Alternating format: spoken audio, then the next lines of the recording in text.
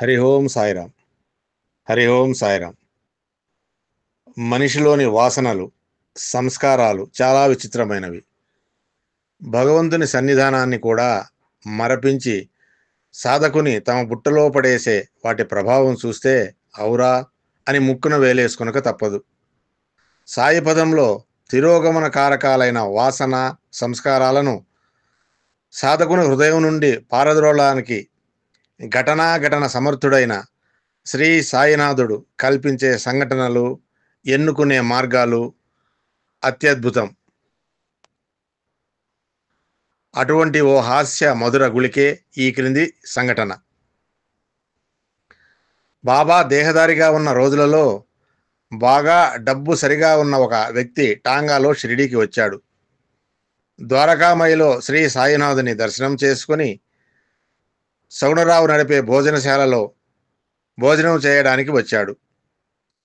ఆ వ్యక్తి మాటల సందర్భంలో సాటి భక్తులతో తాను ఒక గొప్ప భూస్వామినని, తాను శ్రీ సాయినాథునికి చాలా భూమి ఇవ్వబోతున్నానని, ప్రస్తుతం ఆ పని మీదే షిరిడీకి వచ్చాను అని చెప్పాడు.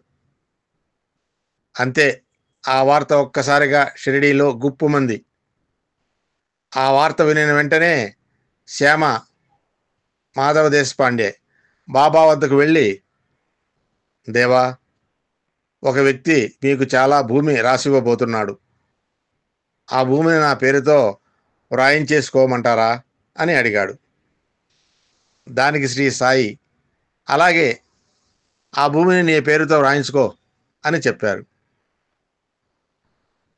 అటువంటి ప్రశ్నే తాత్యా కోతే పాటిల్ ఇంకా కొందరు అడిగారు.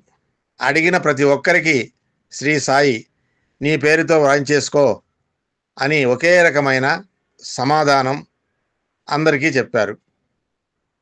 దానితో ఆ భక్తులందరూ ఆ భూస్వామి అనబడే సదరు వ్యక్తి దృష్టిలో పడడానికి, అభిమానం చూరకొనడానికి ప్రయత్నాలు ప్రారంభించారు. శ్యామ ఒక అడుగు ముందుకేసి భోజనశాల యజమాని అయిన సగుణరావుతో ఆ వ్యక్తి భోజన ఖర్చులు తాను భరిస్తానని, ఆ వ్యక్తి వద్ద డబ్బులు తీసుకోవద్దని చెప్పాడు. పై విధంగా ఎవరికి వారు ముమ్మర ప్రయత్నంలో మునిగిపోయారు. చివరకు భూమిని కానుకగా వ్రాయవలసిన రోజు రానే వచ్చింది. ఆ వ్యవహారం కోసం అవసరమయ్యే స్టాంపు కాగితాలను తీసుకురావడానికి వెళ్ళిన ఆ సదరు వ్యక్తి పత్తా లేకుండా పోయాడు. భోజనశాలలో బిల్లు శ్యామ కట్టవలసి వచ్చింది. ఆ వ్యక్తి భూమిని ఇచ్చే వ్యక్తి కాదని సర్వాంతర్యామి అయిన శ్రీ సాయినాథ్ ముందే తెలుసు.